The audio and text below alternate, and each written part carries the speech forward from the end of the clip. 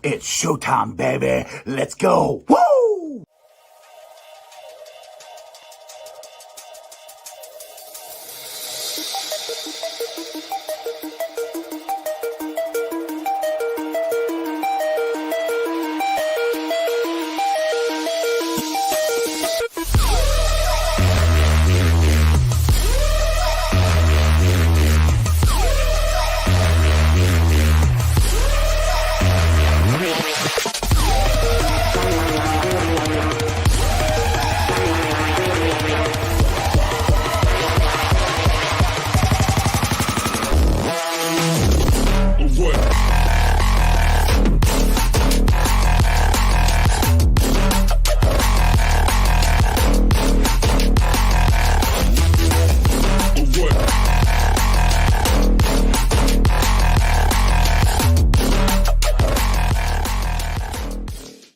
Hey guys, what's going on? Welcome to the show.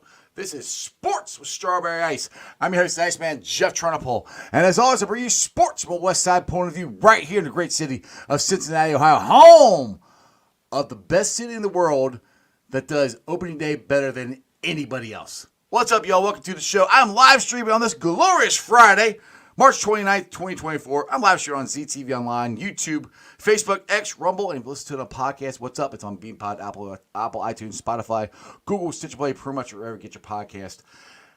Shout out to my sponsors. Of course, if you guys looking for doors and windows, please check out Meyer Door and Windows. I have them in my house right now. They keep my electric bills down, the energy bills down. They're nice windows, easy to clean, great prices. Check out Meyer Door and Windows. And of course, I'm going to get AC to try this when he gets back in town sometime. But we're going to take him to Midwest Best Barbecue. He's going to go there. He's going to tell me which of the wings are his best. The Uno wings, the CTB wings, the G-Funk.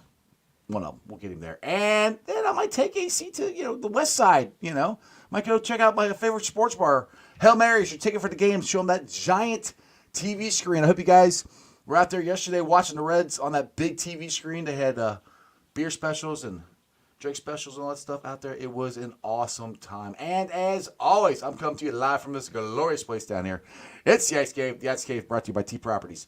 T Properties, quality housing for quality people. Check out the website at www.tpropertiesllc.com for all your rental property management needs and your rental needs. And you know it. We hit the jackpot. We drafted Joe Burrow. If you're winning the Jackpot Joey gear, please make sure you go to jackpotjoey9.com. Remember, a portion of the proceeds go to the Joe Burrow Foundation. What is up to everybody in the chat? We got Brandon in there, and we got Stranger in there. A couple people in the chat, but hey, we had an absolute blast down at Moreland House yesterday. Yes, I got the shirt on. I'm an official employee of Moreland House now. No, they just let me have the shirt. I thought it was cool.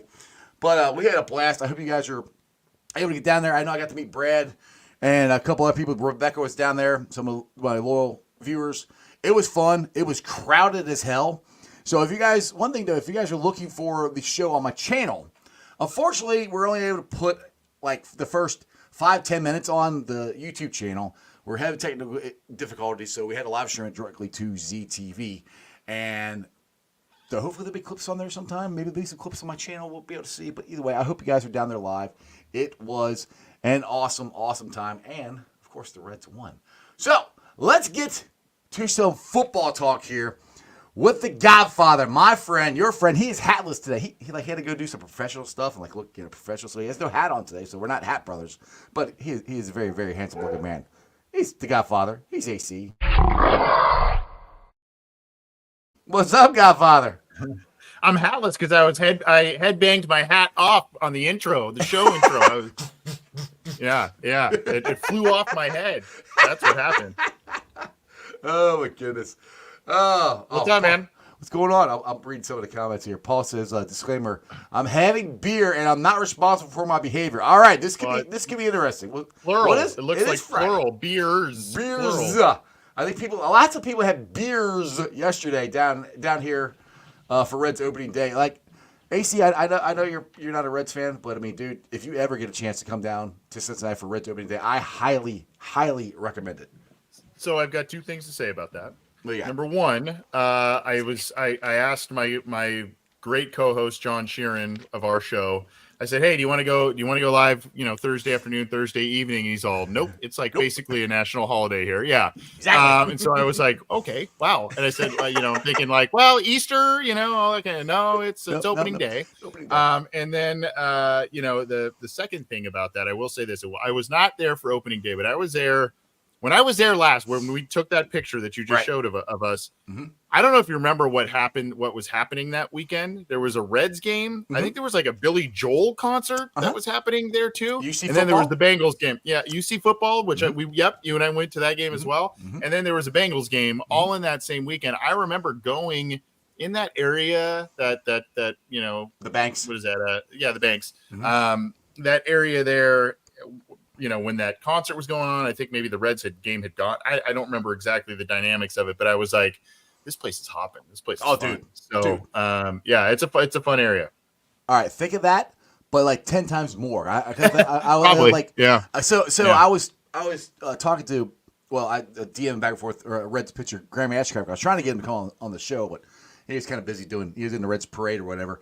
So he was DMing me today, and he said that he heard that was estimated over 150,000 plus people were down there yesterday. Not just in the Banks, in the whole downtown area. I mean, we got the parade, we got the bank. It is awesome. I will tell you, even though they aren't in town at this point in time, I don't believe, that is not the case that happens in Anaheim, California for the Angels. So, it is not anywhere near the type of baseball town that Cincinnati is. Dude, it's there. Nobody, like I said, nobody does opening day like Cincinnati. Nobody. I will put it against anybody. New York, L.A., Texas, Chicago, any of them. It's a national holiday for here. I mean, or a city holiday for us. I mean, it's legitimately that. There are so many people there. It is legitimately a city holiday. Well, not officially, but we all as fans. But nobody works. Yeah, nobody works. Nobody goes to work. I mean, I took the day off from work. I mean, there were news reporters last night at, I want to say 10 o'clock last night that were reporting from down at the Banks. People were still down there drinking and having a good time down there. So it's not a sprint there. It's a marathon. Because I got down there me and Joey Carr got down there about 9 a.m. to set the stage up and everything, and I saw these two dudes. They pulled up in a car and they got dropped off, and they had 2 12-packs of beer, and they're just carrying it around. I'm like, hey, it's like a Bengalls football game. Yeah, first pitch what time was 4 o'clock. Oh, that is wow. Yeah. Okay. Hey, they said there wasn't there a stat or something that they said Cincinnati consumed the most beer or whatever as far as NFL teams go, or something, as far as the fan base or something like that. I saw that. Possible. Yeah. Possible. I think we might do that during Reds games too. Lindsay says, got to convince him to come to opening day. You have next year. We got to try to get you. I'm trying to get him here for Bengals games. Because he is a Bengals fan. So that picture is 2 years ago now. AC. So you gotta. I know. You gotta come. Going on 3. Yeah, you gotta come visit your boy. You gotta come hang out. All right, let's get to some Bengals talk here. So, with the Bengals signing of Trent Brown, which I was extremely happy about, I think I'm very curious to see our 2 big bookends, Orlando Brown and Trent Brown. What can Brown do for you? Both of them 6'8", both of them over 300 pounds, and what that's going to look like.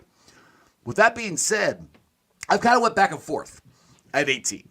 I think if Newman is there, or if I always call it, I always say Bryant, but that's not his name. The kid from Texas A&M. Byron Murphy. Byron Murphy, yeah. I don't know why I have Byron, but Murphy.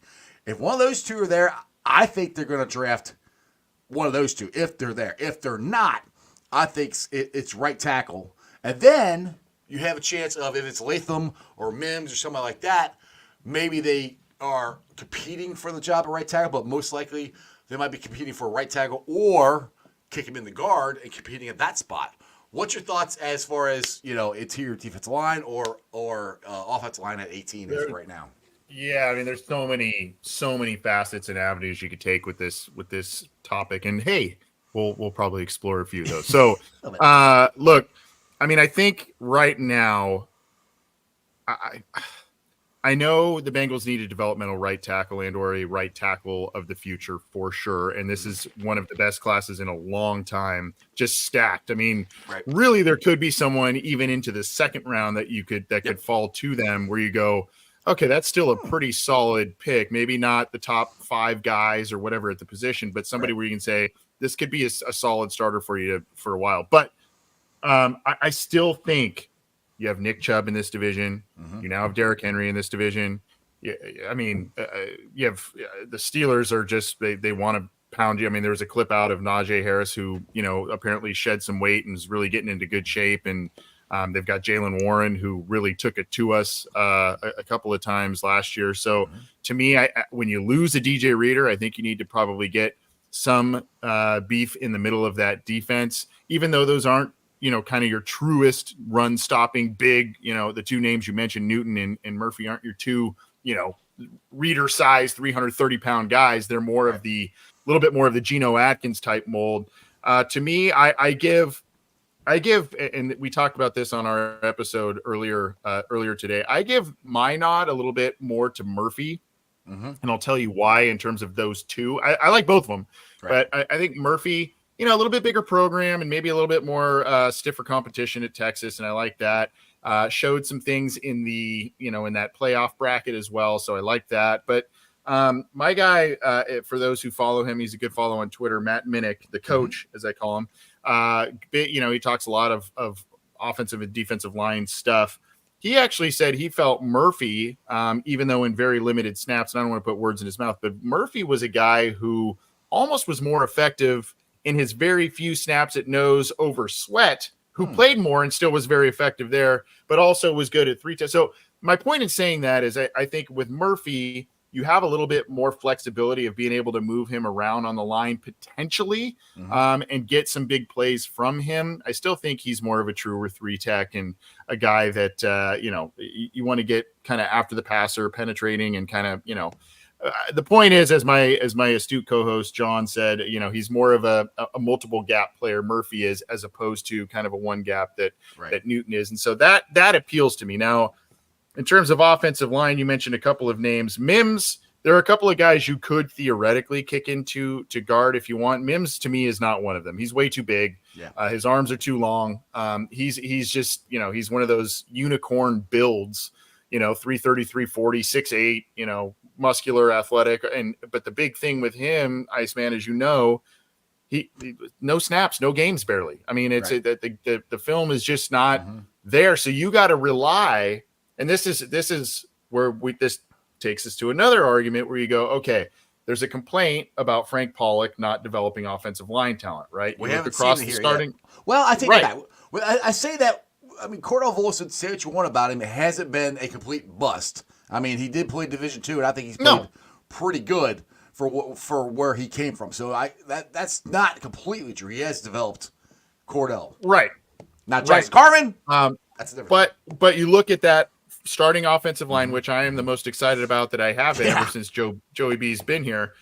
They still you look across the board, 4 starters, they had to get an outside free agency because they are not developing the players. But the flip side of that argument, Iceman, and I want to know what you think, has Frank Pollock really been given premium talent to try and develop? It's been 4th rounders, it's been 5th rounders, it's been Hakeem Adenijis and all these players that you go, hey, you're a good coach, but I mean, at some point, really the highest pick that he's had to work with is Jackson Carman. That hasn't worked out. So maybe you give him a shot at another 2nd rounder, if not maybe a 1st rounder. And he seems to really, really like Mims, does Frank Pollock. But there are options. I don't know that Mims is my absolute favorite, but I would understand that pick.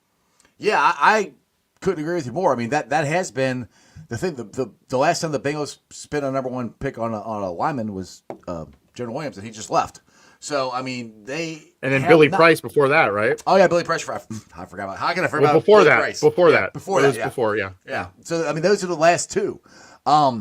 So, yeah, I mean, that's the thing, too. Is it's like they're asking him to develop guys that aren't necessarily, the top of the line people that were in a position that we needed top of the line guys there. So that's where I keep going back and forth on this at 18 with them because I kind of said this to you off air. with the contract that the that the Bengals signed with Brown, it's more of a swing tackle contract, money-wise. And I'm not saying he's going to be a swing tackle. I'm not saying he's not starting. I'm not saying any of that stuff. It's just, it's interesting to me. And I got to give James Payne credit for bringing this up. The money that they're paying him doesn't necessarily mean, oh my God, we're paying him so much money. He's got to start. So if they do draft Latham or Mims, there is a possibility that, hey, they could beat him out. I don't know. I mean, at right tackle or whatever. I mean, I don't necessarily know if that's going to happen, but it could.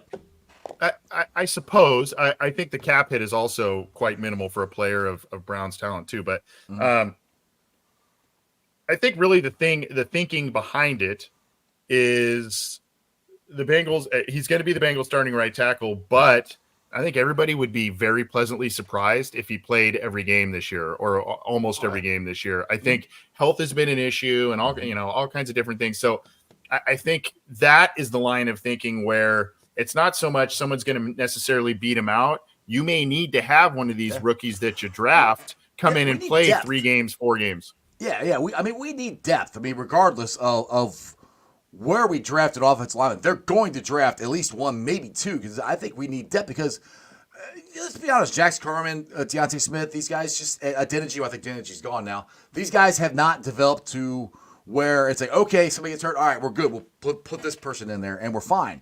That's the thing. Just depth in general on the offensive line is I think needs to be upgraded. So, but again, like you just said, it kind of kills me. I love DJ Reader.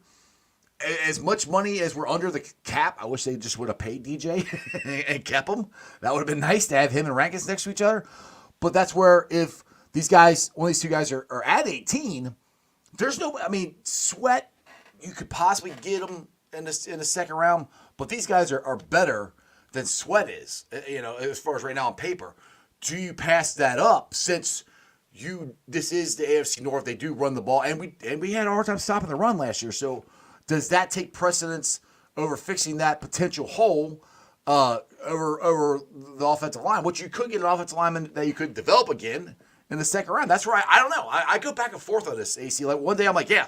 Let's draft Latham. Yes, let's draft Mims. And next day, like, nah, let's draft Newton. I'm like, I don't know. I just keep going back and forth on it.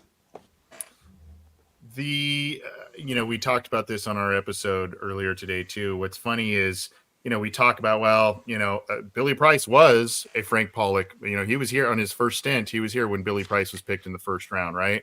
Mm-hmm. And then he worked with Jonah the last couple of years, that sort of thing. But there are probably 2 premier players that he never got the chance to draft that he wanted to draft in the first round, and that's Frank Ragnow, the guy who got picked right before Price, and then of course Penei Sewell. So and we know, and that thankfully worked out for both teams, Chase and Sewell. But I mean, you would have thought that okay, then we're maybe seeing a little bit of a different developmental tune with Frank Pollock had we had those 2, and of course both those guys go to the Lions, which is funny. But that's why they got one of the best offensive lines in football now too. Yeah, but so it's kind of like, okay, how much is on him? How much is the Bengals not really doing any favors and that sort of thing? I just think this is my personal opinion. I think the Bengals maybe either knew something about DJ Reader or thought they knew something about DJ Reader's injury rehab process that none of us are really privy to, and or we're just like, we just can't assume that risk at this point. Because from what I heard, it wasn't that big of a money difference from what he signed to what the Bengals were offering him. Yeah, I think it was probably guarantees and maybe even term, of how long of a term. But aside from that, I think the Bengals maybe are doing a little bit more of a different approach on this defensive line and really trying to emphasize pressuring the quarterback. And I don't want to say de-emphasizing the run, defending the run, but I mean, they've seen what the Chiefs have done with Chris Jones in the middle of that defense. They have seen what the Rams were able to do with Aaron Donald in the middle of their defense. And if they can kind of recreate a good portion of that by committee with a Rankins, with a Murphy, with a Newton, that sort of thing, maybe that's the way they go. And, they kind of get more athletic up front, and you're facing athletic quarterbacks again across the division. Deshaun Watson, Lamar Jackson, Russell Wilson, Justin Fields. You know what I mean? Like, You got to get guys up front that can hold the point of attack, but also can, chase down some of these athletic quarterbacks they're going to be facing. Yeah, and the thing is too is we haven't. I've said this like the last 2 years. We still have never replaced Larry O, and I do think that has hurt us the last couple of years as far as getting pressure on the quarterback. And if you get Newton or you get Murphy, I can't sit there going, oh, that fixes it. I don't know. We'll have to see how it plays out. But you at least would have that three-man rotation there with Murphy or Newton and Rankins and BJ Hill. You at least would have a rotation of three guys there, and that's kind of what helped us get to the Super Bowl is getting that pressure on the quarterbacks, and once you get that push up the middle, it frees the outside up too. So that's the thing that we haven't had the last couple of years. So again, that's where I like I said, if one of those two are there at 18, I think they're taking them. But then I don't know if Latham and Mims are there. It's like, oh, it's like that three-man defensive interior rotation. That idea is why I think Murphy might be the choice over Newton, just because you can maybe slide him in different spots a little bit more frequently than we've seen Newton do. So that's why I think Murphy may be the pick there. But I mean, they need a developmental offensive tackle regardless. My personal favorite, get a good one in the second round. They could get one. I mean, this is a very good offensive tackle draft. Sorry, I didn't mean to cut you off. Go ahead. No, you're good. Just my personal favorite in this class, and there's risk with him, but this is another conversation topic, and we again touched on it on our episode recently. Is do you go a little safer with where maybe the upside isn't as high on some of these players, or do you go the big risk, big reward with a guy like Mims who doesn't have a lot of tape, with a guy like Latham who isn't testing, right? Yeah. So do you do that, or do you go maybe for me? I mean, I really like Fuaga. Fuaga's a guy. His tape is just hella fun. I mean, it's just you watch him and he's knocking guys on their backs, and I mean it's silly, but he's got the short arms. Right. And so you go, okay, here we go again. Like him at guard. Some people like him at guard. So you go, okay, well, there's that. So there's going to be something that is amiss if you're taking a in the eyes of, scouts and stuff.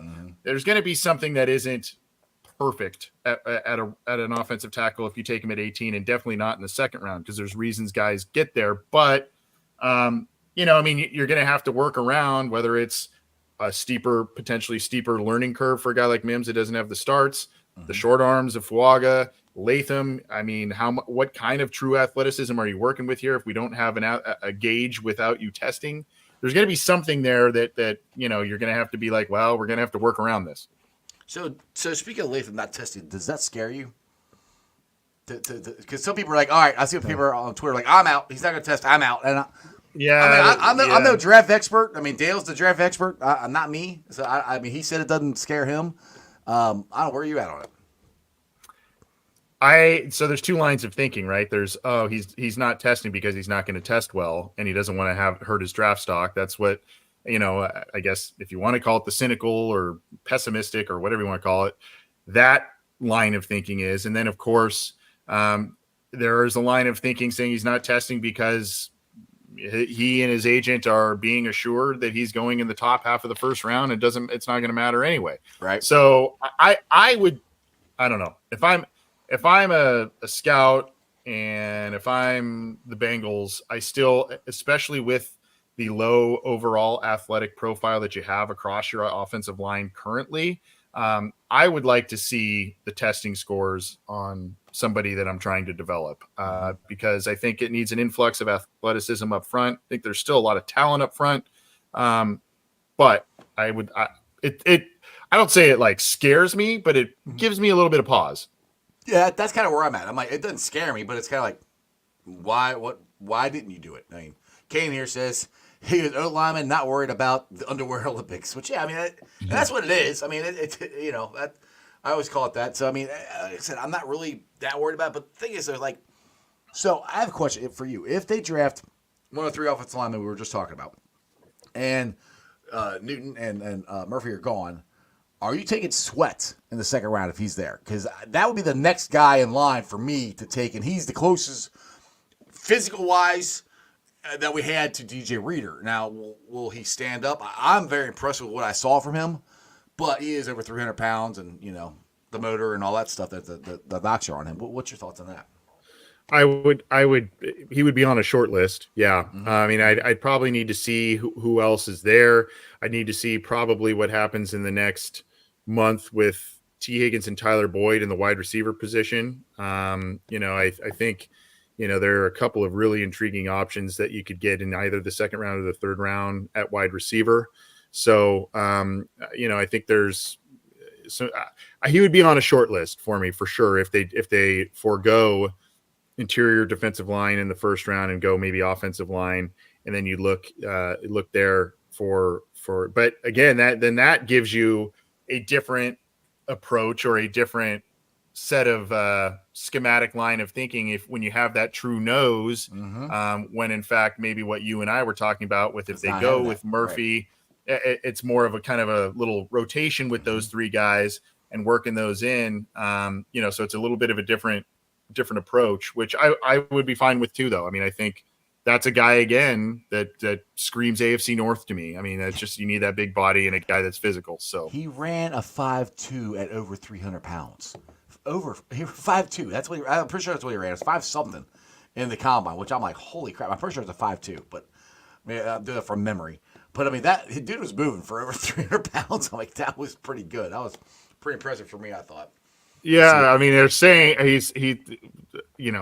Wikipedia and other stuff says he's at 362 pounds. We'll see. I don't know if he's that big. I gotta look up his actual combine stuff, but I mean, he's up there. He's definitely 340 plus. And I mean, but your boy Mims, he ran just a little bit over 5, and he's like 330, 340 at 6'8". Right. So, right. See, I like Mims. The ceiling of Mims, I like a lot. But I go back to where we've talked about that Frank Pollock hasn't developed these guys yet. And Trent Brown's only signed for a year. And I would really love to have somebody there next year so we can have, all right, we're going to have the same 5 guys for the same back-to-back years. That would be nice. It would be nice next year to not have to go worry about a position in the offensive line. That would be nice to have a different conversation in the offseason. So, but I like, is that Mims? Is that Latham? I don't know. That's where but the good thing is, that's the hard part about being at 18. And that's what's good, I think, about what the Bengals have done this offseason. With the free agency, they fixed a lot of stuff. So they can just take the best player available. I mean, hell, if Brock Bowers is there, which I think we both doubt he's going to be there, they could draft him. I don't think he's going to be there. Yeah, I don't know that he's going to be there either. I don't even know. I mean, maybe he's the pick. I'm not even really sold on that necessarily. Well, because I wouldn't pick him because I think he'd be electric in this offense. But I think the Bengals are a little honed in on trenches at this draft, and they should be. They should be.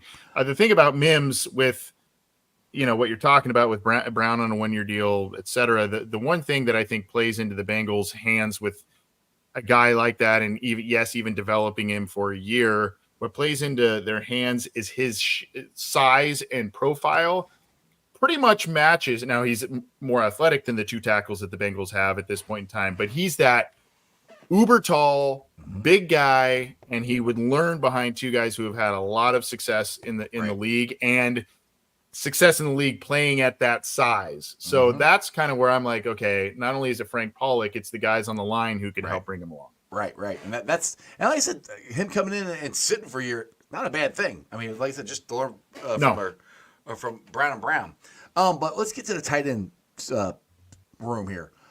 I'm excited, and I think with the signing of Gesicki, and we got Sample back, and we signed Tanner Hudson back, there's a chance, or not a chance, I think that we're going to see more 2 tight end sets than we did last year, especially with TB most likely gone, depending on what we do in the draft. I don't know which one. I think we could draft I think we're going to draft a wide receiver in the slot.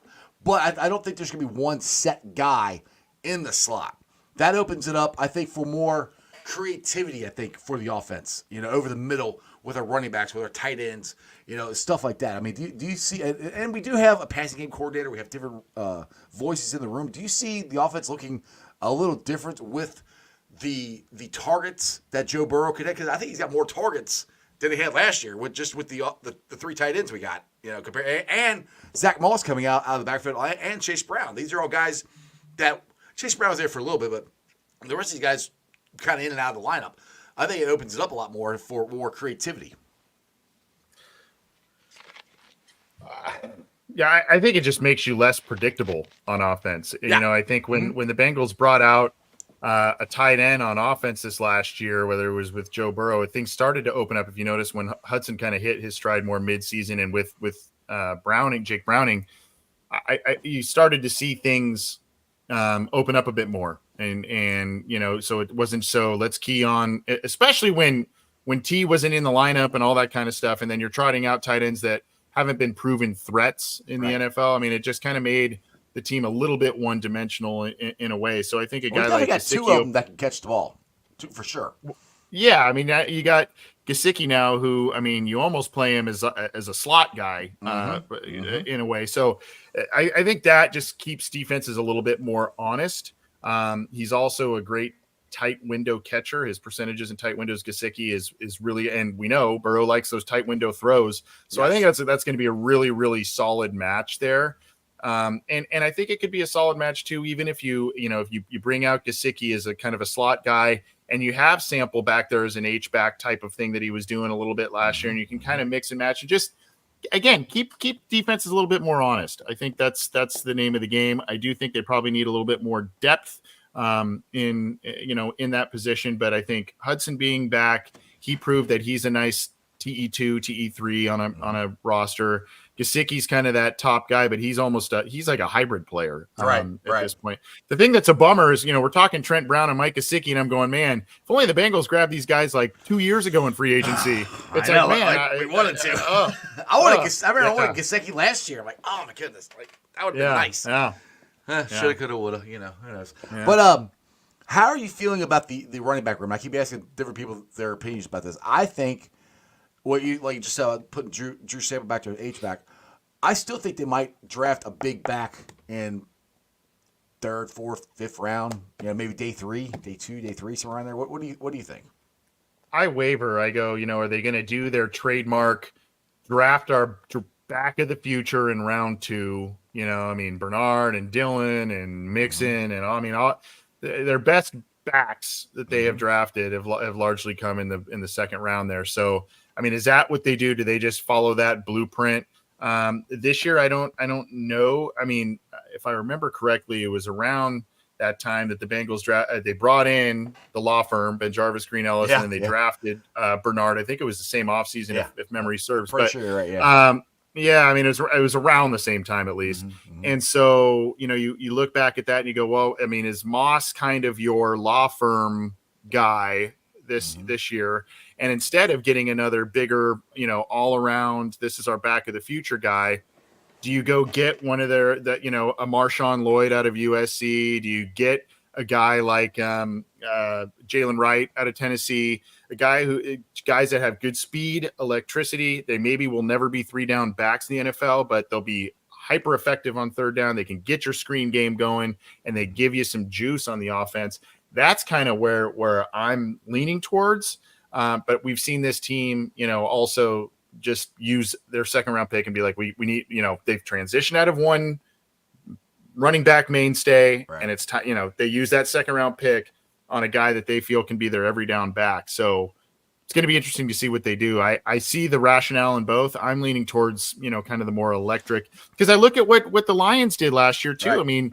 Gibbs was a high pick, but they still use Montgomery a ton, right? Yep. And so, and you see what the element Gibbs as a rotational player can do, and this is going to be a back by committee thing, I think, for the Bengals this year. So that would be the blueprint I kind of follow, I think. And personally, for me, with I'd be surprised if they do it in the 2nd round, because I just think the first 2 picks, first, second round, are going to be trenches. It's going to be offensive line or interior defensive line. It's what I think. But I mean, what do I know? Mm-hmm. I'm just got the YouTube channel. Well, I think they use one of the 2 third-round picks they have at running back. That's maybe wide receiver and running back in that round or something. That's kind of that. Third round. Yeah, one of the 2 third rounders where I've been kind of saying they might pick somebody up. And the kid I like, and I can't remember his name. I should actually write it down. I like him, but I forget his name. The big running back out of Notre Dame. And then I know Estime or Estime or Audubon Estime or however you say it. Austin. Yeah, I don't know. He'll be awesome for us. But I like him. He didn't run fast, but he's got like good balance, and I think he's got good like better speed than he times type of thing. You know, he's got football speed, I think. Yeah. And I'm not saying he'd be like your go-to back, because I think. And this is the thing, I don't know with this offense, with Zach's offense, I don't know if we're going to have a number 1 running back. This in Zach's offense, it might just be a running back by committee moving forward. To be honest, because I mean, if the Rams don't have one, they don't have. If you're going from they don't have a number 1 running back. They have a couple different guys. So that's where I think it's to be a running back committee, running back by committee, kind of like Kane says here. And he said no high draft picks. So I kind of agree with, but I mean, like I said, I can see third round, one of the third round picks is there. So let's go with, I want to ask you with the offseason in general. I kind of touched on it a little bit. I've been extremely happy with what the Bengals have done this offseason, except for letting my boy DJ go. He's one of my favorite players, but that's neither here nor there. How do you think they've done with Zach Moss, Stone, Trent Brown? Who else did they say? Those are ones top of my head. Well, Gesicki, we just talked Gesicki. Yeah. I mean, I think they've knocked this all season out the park, because it's kind of where I said Rankins, yeah. They weren't going to get like the top guys. I mean, they're going to get, and I hate to say the second tier or whatever, but these are all guys that the Bengals in the last couple of years have signed, and they have come here and they have flourished. Now they've stuck their toe into guys who are in their 30s. They've been wanting to keep them between 25 and 28, but they've kind of dipped their toe out past that a little with Brown and everything. But I am very happy with the offseason. I think they addressed pretty much everything that you could address, so they are in a good spot at 18 to take the best player available. It's interesting. It's a blend of there's 2 thoughts I have. Number 1, it seems to be an offseason and a team in transition. And I don't mean that like, it's going to be a transitional year. You know what that usually comes. It's not that. What I mean is there are players that have been here, very productive players that have been in Cincinnati for a very long time and beloved by fans, Mixon, Boyd, Reeder, that are no longer here or may not. We're figuring out what's happening with Boyd. Right. So, I mean, there's going to be a lot of like new faces and changes. And so that's kind of an interesting facet with things. And so that kind of gives a different spin on it where you go, man, I mean, good moves, but also, man, those are some favorite guys and some productive guys you're letting walk out the door. But I guess it's better to be a year early or right on time than a year late with some of, and we've seen the Bengals hang on to guys a year too late a lot of time. Yeah. A lot of times. So I can see the logic there. Again, I like the moves. I like the players. I like the fits. I look at the 3 guys we talked about, Gesicki, Rankins, and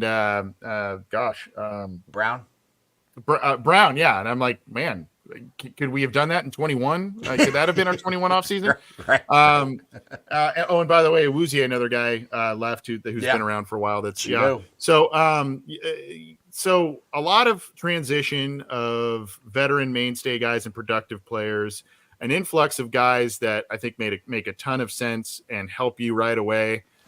I liked a lot of moves. I think Stone was actually one of my favorite moves. Yes. And I think that gives you so much positional versatility back there. You know who else takes so much.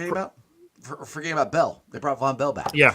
There you go. Yeah. Go ahead. Sorry. No, thank you. Yeah, it's a good reminder. But those 2 moves, I mean, Stone especially, but I think Bell gives you that savviness, that football IQ and physicality, of course.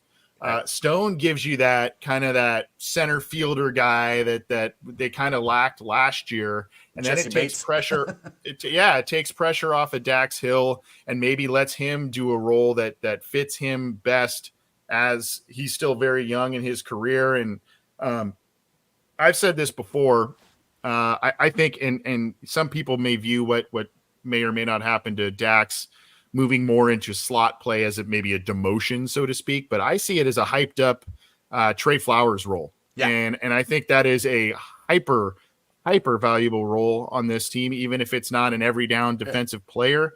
I think he can be the slot guy. He can trail those tight ends and not have to do the deep side of the field stuff. If you remember, man, Hill last year, he had his hands on like 5 or 6 picks, and he only came down with like 2 of them. And one of them ended up going in the hands of a Jaguars receiver for a touchdown. So, I mean, he had like his hands on plays.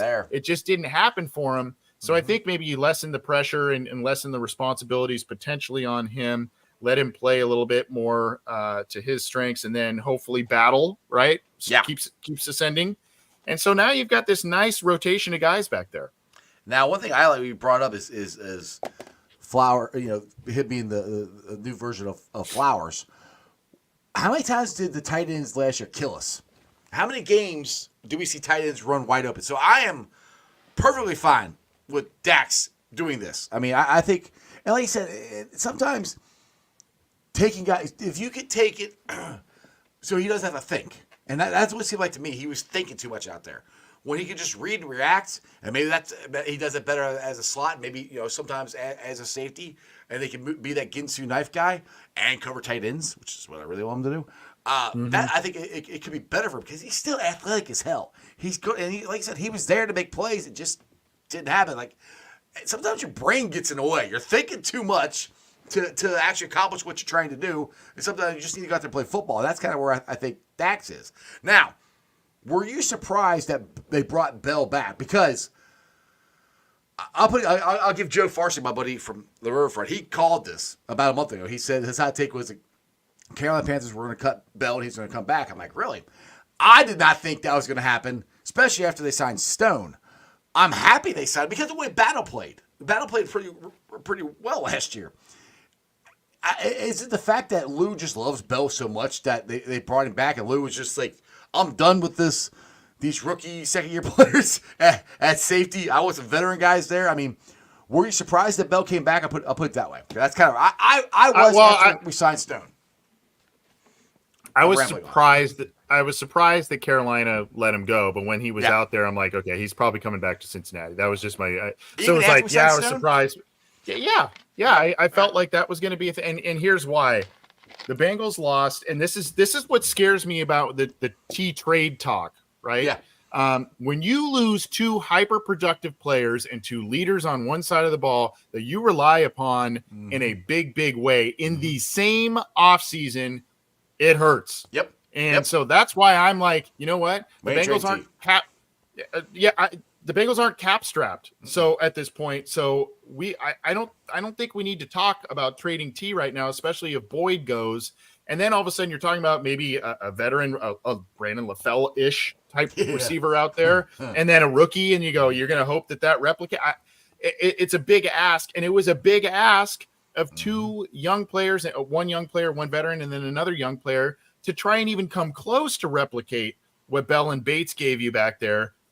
I think Bates, the hope is Bell and Stone give you something pretty close to what Bates and Bell gave you a couple of years ago. But the whole thing was, and I think if the Bengals if they let Bates walk but retained Bell, I think my opinion is Dax Hill wouldn't have had some of the struggles, maybe still some, but not all of the struggles that he had, because Bell and Bates lined up that back end of the defense, including the linebackers. They set guys up. They were excellent communicators. They had great field recognition, and that's what helped the Bengals defense for so long. And all of a sudden, you're throwing out these new guys out there, and you're going they're spinning. Nick Scott's head was spinning. Dax Hill's head was spinning. And so I think that's where Bell coming in, Stone being a veteran too, but Bell coming in next, playing with Battle, playing with Dax out there, and at least helping the linebackers as well, aligning things. I think all that helps, man. And maybe Bell isn't the guy that he was, 2-3 years ago with the Bengals, but if he can help in that, hey, line guys up, get guys in the right places, that's huge. Yeah, and that like we said this a lot last year, that they expected Bates to leave. I don't think they expected to lose Bell. And like you said, when you if they had Bell back there with Dax, I agree. It would have helped out, save so much stuff, because Bell, the problem was, from what I've heard, is communication. Getting people, like you just said, getting people lined up. Dax wasn't confident enough to say it, or whatever the problem was. He couldn't get everybody lined up in time, to make the right adjustments sometimes. If Bell's back there with him, it's a completely different offseason, or different season last year for them. Now, with that being said, I Bell might only be here for 1 year, because then Battle or Dax might be coming back in for him the next year. But I'm extremely happy that they got Bell back. I mean, I was a little, like I said, surprised because they signed Stone. I didn't know they'd bring Bell back because Battle played so well. But I am very happy with it. Now, getting to your point, which I never thought about that. I've discussed T. Higgins I don't know how many times on this show. Right. But your point is a very good one, of losing a leader on that side of the ball. We lost 2 of them last year, and that hurt on the defense side. Like you said, we're losing TB. As far as that goes, you can't lose T. As far as leadership and stability goes for that offensive side of the ball. I completely agree with that. Now, moving forward, and we got room under the cap. Game On said this first, that he thinks that the Bengals can tag T twice, tag him again next year, and they can fit him under the cap. Now, I think there's a better shot of the Bengals. I think they will tag him again next year, but I think there's a better shot of them trading him next year and not this year. Because I'll be surprised if I won't be surprised if they let him go and they tag him twice and let him go. I won't be surprised if that happens, but I think there's a better shot they traded him next year instead of this year. I don't see them trading him this year because of just what you said, and because they know what they have with him, and unless you're trading for Justin Jefferson, which I know that's all the rumors, and that's not going to happen. There's nobody out there like T. I mean, he's hard to replace. You can't just go, even if you trade up for a top 5 pick. I don't know if there's a wide receiver out there that I go, oh, okay, well, that kid's just as good as T. Higgins. We'll just plug and play. We'll be fine. Yeah. That's a very interesting point about tagging him next year and then trading him next year. Here's the thing. T and his agent have come out apparently and I guess politely said, trade me, please, because I don't want to play under this. Right. You have followed this team a long time. I have followed this team a long time. The Bengals don't lose those kinds of wars of attrition, right? Yeah. And the coaches and Duke Tobin, we're excited to have T. Higgins back this year after they tag, right? We're excited to have T back this year. And some people say, it's just speak, and I could look like an idiot a month from now when the draft comes around and the Bengals deal him, but I just don't see it. I don't see it this year. I think actually it makes sense to do that next year if you tag him again and that cap goes even higher. But then you're hoping that he has this bounce back year this year, and you net more for him that way. And you're not in an off season where you're losing 2 wide receivers in the same off season. Right. That's where I think it makes sense here. I see Brad says, do you think the Bengals are interested in signing Tyler Boyd? I mean, I'm sure there's probably some interest, but Tyler Boyd has been arguably my, recently one of my favorite Cincinnati Bengals. I love what he's done. He has been a warrior through the worst years of the Bengals in recent years. He was a guy that Zach leaned on early. There's no doubt, though, last year in particular, there was some, wow, that was kind of a bad drop. And wow, and then there's, kind of been game. Some, yeah. I mean, there's a couple in there we go, okay, well, and so he's also up there in age. And I hate to say this because, again, I love Tyler Boyd, but the slot and Tyler Boyd's profile of player is, as you mentioned, with T and, T Higgins 6'4", move him into the slot, move him outside, that sort of thing. That player doesn't grow on trees all the time, especially getting 70 catches, 1,000 yards per season. Boyd's been excellent for this team, but I think it's a little bit more easily replaceable to find a productive slot option, particularly in this draft. I love Jalen Polk out of Washington. I think the Bengals are saying to themselves, potentially Boyd is more replaceable than Higgins, at least at this point in their respective careers, because Higgins is still so young.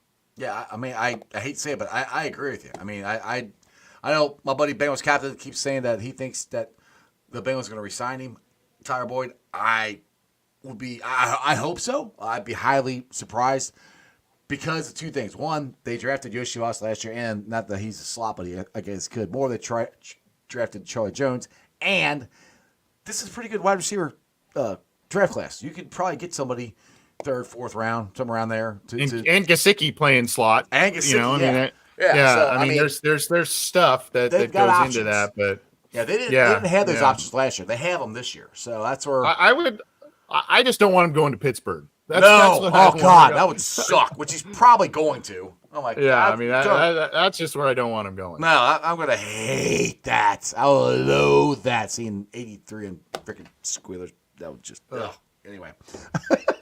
I don't even know why I put that in the universe. Yeah. I don't know. Damn it, AC. God, what's wrong with you? So, what do you guys got coming up? Or what do you guys got anything special that the Cincy Jungle or Orange and Black you guys are doing for the draft? We just did a little bit of a different mock draft. Usually John and I kind of collaborate and kind of agree on a pick, and then we make a slate of picks. Mm-hmm. This last episode we did like separate, so we did our own kind of like, hey, and we came up with some different results there, so that was kind of fun. We're going to do more of those. We're going to try and get some special guests, and then hopefully collaborate with folks like you and Bengalss and Brews and maybe some others as well around draft time to kind of do some joint shows and talk about the draft, and then like I said, also working on some other special guests, and hopefully get that rounded up and figured out as we get closer to the draft. But looking forward to it. It should be a fun one. I think usually we try and go live for that first round pick. We'll see what happens. And then at least definitely the aftermath of it. And then we usually do a recap of each night for the draft. Me and Bengalss and Brews, we are going live for the first round of the draft. So the pre-show is going to be on my channel, and then the draft's going to be on Bengalss and Brews. And then second round, we're going to Midwest Best. Well, I don't think we're doing a live show. We're just going there and having a draft party down there. So nice. It should be a good time. Yeah. I last time you went live and sent me a DM. I was like, it was midnight my time. I was already in bed. Oh yeah. I saw they say like, dude, my bad. I said I would have jumped on, but I was already. I was like, oh yeah, I forgot. It's late for him. Yeah. You're like, hey, I'm selfish like that. I'm selfish like that. God, what's wrong with you? So all right. So we got to narrow this down. What's the date you coming into town? You gotta tell me now. Have you figured it out? Well, yet? I gotta see the schedule, my friend. We gotta get that schedule released. Just come in the summertime. We'll hang out. In the summer, okay. Yeah, we'll go to Reds. Well, you know what? I'm hoping what would be fun. My birthday's like late September. There you go. And I usually, I would like to, if I can do it right, I would like to do a stint out there to go see the Pro Football Hall of Fame. And then go to, again, like time it with a Reds game, and then time it to go to a Bengalss game. That would be a pretty epic week or so, a couple of days out there, and then obviously, hang out downtown with folks too. That'd be fun. Have you ever been up to the tentatively? That would be I've never been to the Pro Football Hall of Fame, admittedly. I've only been once, and it's cool. I went there. That was Bengal Jim's first jungle to the hall. Yeah. 3 years ago. I see. It's weird, man. I mean, I'm in Southern California, and everybody, Southern California, great place. I'm like, yeah, great place. But with all the Bengals stuff and the football stuff, and now Reds opening day, this guy always has FOMO. I got major FOMO. You just need to move here. It's cheaper here to live anyway. Yeah. Trust me, it's a lot cheaper. It's a lot cheaper here. It is. It's way cheaper. It is. And I mean, you got sports holidays. I mean, that's just and you can hang out the ice band. Like, hello. Yeah, of course. Yeah, at Moorline, right? Yeah, Moorline. Yes, I'm an official employee now. It was funny. I saw these bartenders walk around with these shirts, and I'm like, and I saw Bobby who was running the restaurant. I go, "Do you have those in extra fat?" He goes, "What? One of the bartender shirts?" I said, "Yeah." They're like, extra fat. Yeah, that's why I always say extra fat. I said, look at one of his garage grease monkey, shirts or whatever. I'm like, that's cool. He's like, you want one? I was like, yeah. I said, I'll wear it on the show. He's like, all right, cool. So nice. I thought it was cool looking, so I had to check it out there. Yeah, I like it. It is cool. Well, man, you got anything coming up on the pod here? Anything soon you want to, or articles or anything you want to? Well, I mean, we did it's good discussion. We did a rookie draft profile on Amarius Mims this week, so that'll be also in written form. So we'll do that. We had our show, the Orange and Black Insider. We had our episode come out this week, and then we're doing more stuff there. Like I said, maybe some special guests and stuff coming up. And then, I mean, nothing super specific in terms of big things, but hey, we have fun with it. We have fun with it. Before we know it, it's going to be September, and we're going to be back. Oh, how excited were you to hear? Before I let you go, how excited were you to hear that Joe's throwing? And did you see the videos of him lifting and working out with his wrist and everything? And that black sheep here in Cincinnati. Yeah, it's weird how quickly that progressed, right? Because I mean, a month and a half ago, 2 months ago, whatever, he was seen publicly in these, what is it, the UFC fights and all that kind of stuff. And he's shaking people with his left hand. Right. He's got the brace on and all that kind of stuff, and everyone's still freaking out. And all of a sudden, he's lifting. He's now cleared to throw apparently, and all kinds of stuff. So I think it's great, obviously, but I also wonder how the Bengals and how the Bengals are going to handle it and how much time he's actually going to get. In camps and preseason games and all that kind of stuff, we'll see. I'm curious. Like somebody said in the comments that the offensive line, and I agree, offensive line needs to play in the preseason. I know Jay Rapina said this, that he would not play Joe.